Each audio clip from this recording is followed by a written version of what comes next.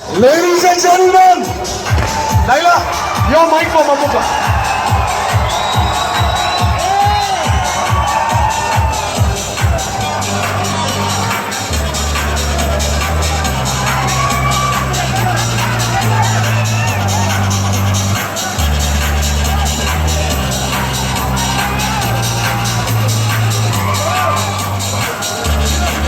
Namaskaram. Okay, if I have some silence, I'll start right now. നമ്മൾ മാറി നിൽക്കണം. അവര് വന്നേക്കുന്നത് മമ്മൂക്കയെ കാണാനും നമ്മുടെ ഹോൾ ക്രൂവിനെ കാണാനുമാണ്. മാക്സിമം സ്ഥലം കൊടുത്തേ പറ്റുള്ളൂ. ഓക്കെ, ഞാൻ നിങ്ങളുടെ ഒരു കാര്യം ചോദിച്ചോട്ടെ. എനിക്ക് എക്സാക്ട് സൈലൻസ് തരാമെങ്കിൽ മാത്രമേ ഞാൻ തുടങ്ങുള്ളൂ. Ready? Who do you want to hear speak? ആര് സംസാരിക്കുന്നത് കേൾക്കണം? Can't hear you. ഒരിക്കൽ കൂടി. Then let me call him. Ladies and gentlemen, പത്തേമാരി എന്ന സിനിമയുടെ സെലിബ്രേഷൻ ആണ് ഇവിടെ നടക്കുന്നത്. ആൻഡ് ഈ സിനിമയിലൂടെ 50 വർഷത്തിലേറെയുള്ള ഒരു പ്രവാസത്തിന്റെ മുഴുവൻ കഥ ഒരു കഥാപാത്രത്തിലൂടെ നമ്മുടെ മുന്നിൽ വരച്ചു കാണിച്ചു തന്ന none other than a super mega star, Mamuka. A few words, Mamuka.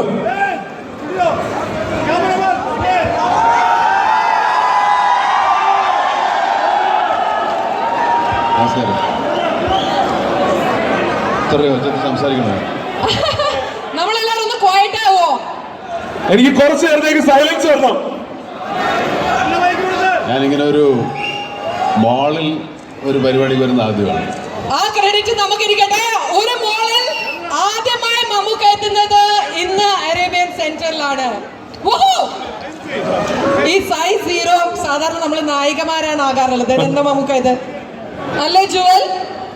ഞങ്ങൾക്കൊക്കെ ആകെ കോംപ്ലക്സ് ആയിപ്പോയി. അപ്പൊ എന്തായാലും അതൊക്കെ അവിടെ നിൽക്കട്ടെ. ഇത് പുതിയ സിനിമയുടെ കെച്ചപ്പാണോ മമ്മൂക്ക? അതെ. മാത്രമല്ല ഇന്ന് നാട്ടിൽ മമ്മൂക്കയുടെ പുതിയൊരു സിനിമ റിലീസിനെത്തി. ഓൾറെഡി സോഷ്യൽ മീഡിയയിൽ ഈ സിനിമ ഭയങ്കര ഹ്യൂജ് റിവ്യൂസ് ഒക്കെ നേടിക്കൊണ്ടിരിക്കുകയാണ്. അതിൽ ഒരിക്കൽ കൂടി ഒരു വലിയ കൈയടി. പുതിയ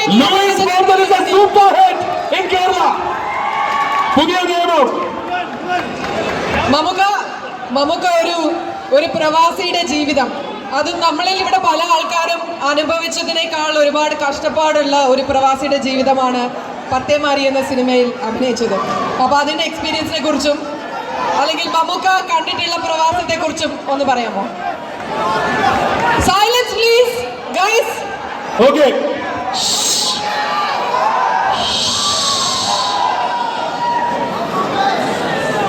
പ്രവാസിയുടെ ജീവിതം ഞാൻ അഭിനയിച്ചേ ഉള്ളൂ. പക്ഷെ ഒരുപാട് ആളുകൾ ഒരു ദുരിത ജീവിതം അനുഭവിച്ചിട്ടാണ് പ്രവാസികളായത്. ഞാൻ സിനിമയിൽ അഭിനയിക്കുമ്പോൾ എനിക്ക് ഒരുപാട് സൗകര്യങ്ങളുണ്ടായിരുന്നു. പക്ഷേ യഥാർത്ഥ ജീവിതം ഇവിടെ ജീവിച്ച് തീരുന്നവർക്ക് ഒരു സൗകര്യവും ഉണ്ടായിരുന്നില്ല. 10, 40, 50, 60 വർഷം മുമ്പ്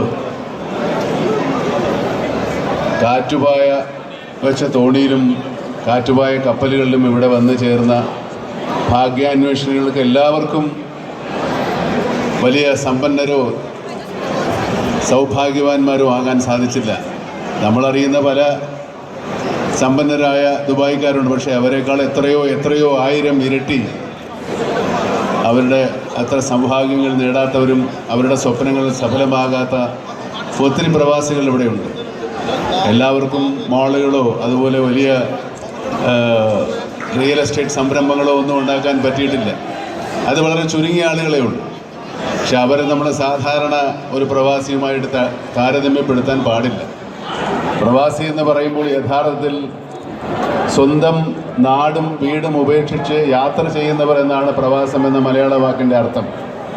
പക്ഷേ ഒരു ജീവിത സൗഭാഗ്യം അല്ലെങ്കിൽ ജീവിത വിജയം അല്ലെങ്കിൽ ഒരു ജീവിത മാർഗം തേടി അന്യനാട്ടിൽ അലയുന്ന ആളുകളാണ് നമ്മുടെ പ്രവാസികളിൽ അധികവും. അങ്ങനെ ഒരു പ്രവാസിയുടെ ജീവിതം അഭിനയിക്കാൻ സാധിച്ചത് എനിക്ക് ഈ പ്രവാസികളുടെ ജീവിതത്തെയും പ്രവാസികളെയും കൂടുതൽ അറിയാൻ സാധിച്ചു എന്നുള്ളതാണ്.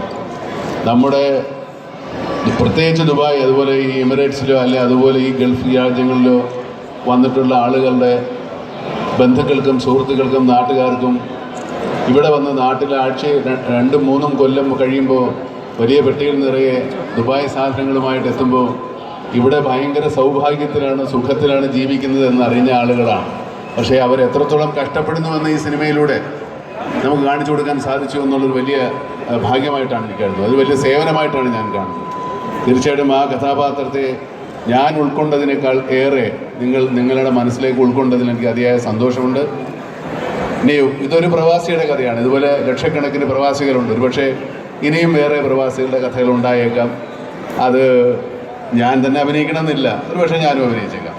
ഏതായാലും ഇത് വലിയൊരു കഥയുടെ മഹാസാഗരമാണ്. ഇവിടെ ഓരോ മനുഷ്യർക്കും ഓരോ പ്രവാസിക്കും ഓരോ കഥയുണ്ട്. അങ്ങനെ എത്രയെത്ര കഥകൾ ഇനി വരാൻ കിടക്കുന്നു, നമ്മൾ അറിഞ്ഞതും അറിയാത്തതുമായ. ഏതായാലും ഒരു മഹാസന്തോഷമുണ്ട്. ഇവിടെ തന്നെ ഇതിൻ്റെ ഒരു ആഘോഷം സംഘടിപ്പിച്ചതിൽ സന്തോഷമുണ്ട്. നിങ്ങളിൽ പലരും ഈ കഷ്ടപ്പെടാതെ ഫ്ലൈറ്റിൽ കയറി വന്നവരാണ്. പക്ഷേ പായക്കപ്പലിൽ കയറി വന്നവരെ മറക്കരുത്.